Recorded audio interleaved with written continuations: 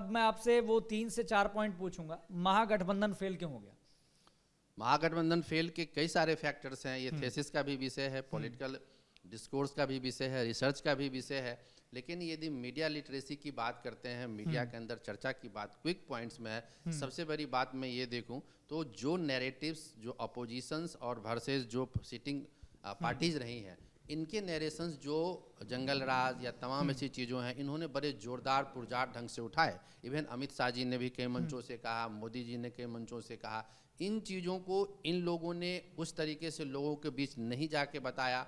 दूसरा एक बहुत बड़ा फैक्टर्स आता है कि इनके आपस में कोऑर्डिनेशन, जैसे मैंने कहा कि हर पॉलिटिकल पार्टीज में, जैसे जेडीयू और आप देखो बीजेपी में, या इनके जो अलायंस हैं 3 पॉलिटिकल पार्टीज के साथ, तो कितने अच्छे ढंग से ये लोग अपनी सीट शेयरिंग भी किए, वहाँ पे जाके उनके मंचों पे एक दूसरे को वोट देने के लिए भी कहा। तो इनके आपस के जो विचार थे, ये आपस के जो कोऑर्डिनेशन थे, बहुत दिनों तक हुआ कि तेजस्वी अपने आप को कैसे डिक्लेयर करे, यानी कहीं ना कहीं कंफ्यूजन की जो स्थिति थी, या जो आरजेडी की डिक्टोरियल पॉलिटिक्स, या कहीं ना कहीं एक हेजेमनी की बात आई कि मैं ही मुख्यमंत्री बनूंगा। तो आपका पहले कुछ हुआ नहीं और मुख्यमंत्री बनने का आप तय करना, इन चीज़ों को भी दिखाता है कि वही चीज़ करेंगे। तो मैं मानता हूँ इसको क्विक पॉइंट्स में, पहला है कि इनके नैरेशंस को जवाब नहीं दे पाए, प्लस इनका पर्सनल जो एक अपना रवैया रहा, और तीसरी बात है कि ग्रास रूट लेवल पे उस तरीके का विश्वास इन लोगों ने नहीं जीत पाया जो इनके अंदर या इनके बाहर। और एक बहुत बड़ा पारिवारिक कलह भी एक कहीं ना कहीं एक फैक्टर रहा जो लोगों में मैसेज गया। लेकिन कांग्रेस की बात करें, कांग्रेस की इस स्थिति के लिए कौन जिम्मेदार है? कांग्रेस की यदि सर बात करते हैं तो मैं ये मानता हूं, जैसा मैं पहले भी डिबेट में कहा हूं, जब देश की आज़ादी हुई तो महात्मा गांधी ने खुद कहा कि इस संस्था को अब डिजॉल्व करना चाहिए। उस समय की एक लेगेसी थी, जो पर्सनालिटी थी, एक उनका ऑरा था, चाहे वो नेहरू थे, गांधी थे, उन लोगों ने इस लेगेसी को कंटिन्यू किया। बाद में चूंकि यहाँ भी वन मैन शो की बात आती है, और जो संगठनात्मक, जो स्ट्रक्चरल इलेक्टोरल पॉलिटिक्स का जो टर्म्स होता है, जो ग्रास रूट लेवल पे जो काम होते हैं, उस तरीके से लोगों में कनेक्टिविटी नहीं होने के कारण कहीं ना कहीं उनका संगठन कमजोर रहा। और पिछले 20 से 25 सालों से ये आरजेडी की पछलग्गू, तो कार्यकर्ताओं में कहीं ना कहीं एक हताशा, निराशा और डिजेक्शन की फीलिंग आई, और यही कारण है कि वो उस चीज़ों को अपने आप समेट नहीं पाए, और जिसका परिणाम आप देख रहे हैं कि महज मुझे लगता है कि 2 या 3 सीटें कांग्रेस को मिलने जा रही है। मुझे लगता है कि कांग्रेस को एक ग्रास रूट लेवल पे एक बिल्कुल नीचे पायदान से काम। सर, हैरानी की बात यह कि बिहार में कांग्रेस की वो स्थिति है, क्योंकि नेशनल पार्टी है, तब जाकर ये स्थिति है, तो सोचिए क्या हाल है।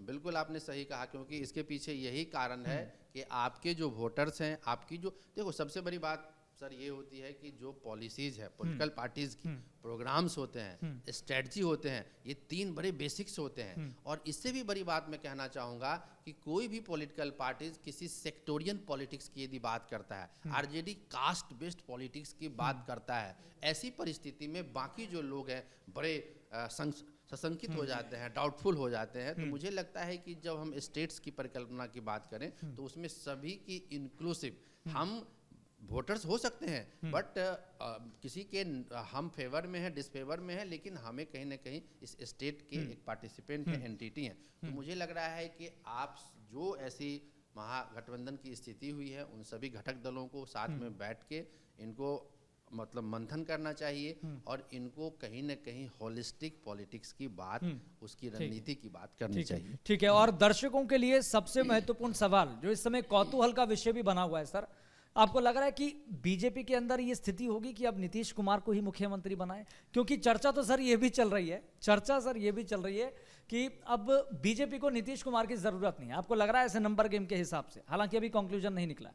देखिए, ये बड़े बेहद महत्वपूर्ण प्रश्न है, क्योंकि आपने देखा कि पिछले कई जो भी रैलियां हुई, सभी प्रोमिनेंट लीडर्स ने, अमित शाह ने, मोदी जी ने, सभी ने कहा कि देखो नीतीश बाबू ही हमारे मुख्यमंत्री हैं, वही बने रहें। और इससे भी बड़ी बात मैं बताना चाहूँगा, चूंकि केंद्र की जो सरकार है, जहाँ दिल्ली में हम बैठे लोग हैं, वो कहीं ना कहीं जेडीयू और चंद्रबाबू नायडू यानी नीतीश और नायडू के सपोर्ट से चल रही है। तो यह जो एक पेज है, यह जो एक कहीं ना कहीं एक कंसेप्ट है, इसको मतलब जो बीजेपी है बैक फुट पे नहीं जा सकती है, क्योंकि आप चुनाव के अंदर में नीतीश की छवि पे भी आप चुनाव के अंदर गए हैं, और आप जेडीयू भी बहुत अच्छी ढंग से कम बैक किया है, इतनी अच्छी सीटें लाई हैं। ऐसी परिस्थिति में जो एडमिनिस्ट्रेशन की जो उनकी क्षमता है, जो उनकी दक्षता है, मुझे लगता है कि वो जरूर कंटिन्यू करेंगे।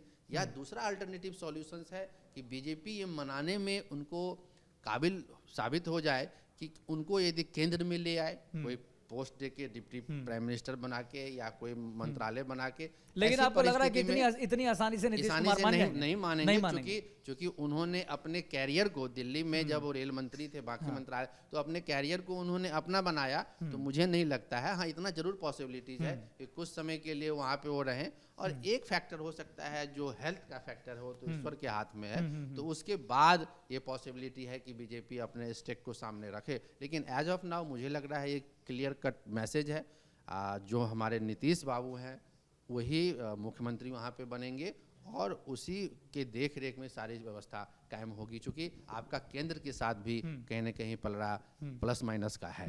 सर मैंने इससे पहले कहा था कि आखिरी सवाल है, लेकिन मेरे दिमाग में एक और सवाल आया सर, जहन में एक और सवाल आया, और अगर वो सवाल ना पूछा जाए, बिहार की जनता अगर इस वीडियो को देख रही होगी यूट्यूब पर या फिर किसी भी सोशल मीडिया प्लेटफॉर्म पर, तो वो कहेगी यार नाइंसाफ़ी कर दी। सर सवाल ये है कि चलिए मतदान हो गया, एग्जिट पोल आ गए, अब मतगणना के बाद तस्वीर भी साफ हो गई, एनडीए की सरकार बनने जा रही है, लेकिन असल मुद्दे तो सर वहीं खड़े हैं। पलायन रुकेगा, गरीबी, बिहार की फाइनेंशियल सिचुएशन, और जो इतने बड़े बड़े वादे किए हैं उनका क्या, इन पॉइंट्स का क्या होगा? बीजेपी के पास आपको लग रहा है कोई रोड मैप है, जो प्रशांत किशोर इतनी बड़ी बड़ी बातें कर रहे थे? देखिए, सबसे बड़ी बात आपने बड़ा अहम प्रश्न उठाया है, क्योंकि जो इलेक्शन मैनिफेस्टो है अभी भी हमारे इंडिया के अंदर ये लीगल एम्बिट में नहीं आया है। जिसको जो मन होता है, जिस पॉलिटिकल पार्टीज को, पॉलिटिकल लीडर्स को, जैसा तेजस्वी ने कहा कि हर घर एक सरकारी नौकरी, तो जनता शायद समझ चुकी थी कि सरकारी नौकरी में एक्सचेकर मनी उतना कहाँ से कैसे कर पाएंगे, तो इसलिए उसको उन्होंने जुमला कहा। इन्होंने जो 10,000 और 1100 का है तो 10,000 करके दिखाया। बिजली का जो है इन्होंने 125 यूनिट मुफ्त में दिया, साथ में 1100 रुपये का जो है वृद्धा पेंशन, विधवा पेंशन दिया। तो ये चीज़ें धरातल पे दिखाई दी। साथ में इन्होंने कहा कि 2 लाख रुपये हम जीविका दीदी को, ऐसी महिलाओं को देंगे जो बिजनेस कर पाएंगे। तो कुछ चीज़ें तो ऐसा लगा कि धरातल पे काम हो चुका। आपने कहा इंफ्रास्ट्रक्चर्स भी, बिजली पानी सड़क आ गया। दो जो इशू है, एक तो रोजगार का और पलायन का। ये जो इशू आज से नहीं, यह दंश जो मुझे लग रहा है कि 70-80 के दशक से ही बिहार प्रदेश झेल रहा है। इसके पीछे भी 2 फैक्टर हैं। एक तो जो डिमांड एंड सप्लाई है, जो आपके यहाँ की वहाँ की इंडस्ट्रीज हैं, इंडस्ट्री लेस जो है वो आपका स्टेट है। साथ वो में कहते हैं कि लैंडलॉक्ड स्टेट है। हाँ, लैंडलॉक्ड स्टेट है, इंडस्ट्री लेस भी है, बाकी बाढ़ की भी समस्या है, बाकी चीज़ें, ज्योग्राफिकल लोकेशंस भी बाकी चीज़ें हैं, इसको मैं मान सकता हूँ। लेकिन साथ में जो दूसरी बात है कि जब आपके पास यदि उतने अमाउंट्स के रेवेन्यू नहीं आ रहे हैं, तो आपके यहाँ पलायन कोई भी सरकार तब तक नहीं रोक सकती है जब तक उसके लिए पॉलिटिकल विल नहीं हो। जैसे नेपाल से बाढ़ की समस्या है, राजनीतिक इच्छा शक्ति नहीं हो, तो पॉलिटिकल वहाँ पे हो और लैंडलॉक जो है उसको ठीक करे। और साथ में पूरे विश्व में लैंडलॉक कंट्री तो बहुत है, आपके नेपाल भी हैं, अफगानिस्तान भी है, मंगोलिया भी है, बहुत सारे। तो लैंडलॉक्ड बहुत बड़ा इशू नहीं है। जो वहाँ का बाढ़ की समस्या है उसको ठीक किया जाए।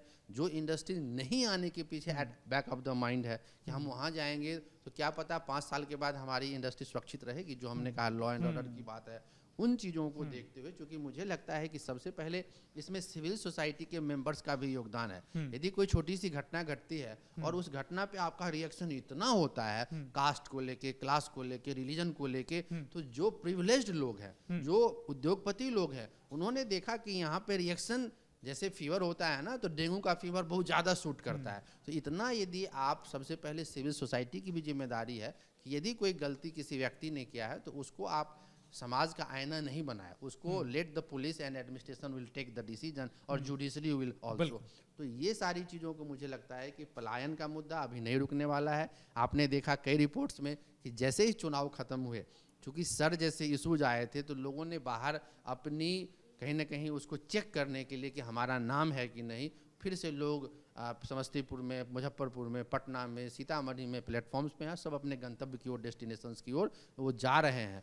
क्योंकि पलायन का मुद्दा सिर्फ और सिर्फ एम्प्लॉयमेंट जनरेशन से होगा और बाकी मुद्दे जो हैं रेवेन्यू जनरेशन से होंगे। और इसी परिस्थिति में जो वहाँ की मेजॉरिटी ऑफ आबादी है, उसको एक सच्चा और एक अच्छा बिहार मिल सकता है। ठीक है।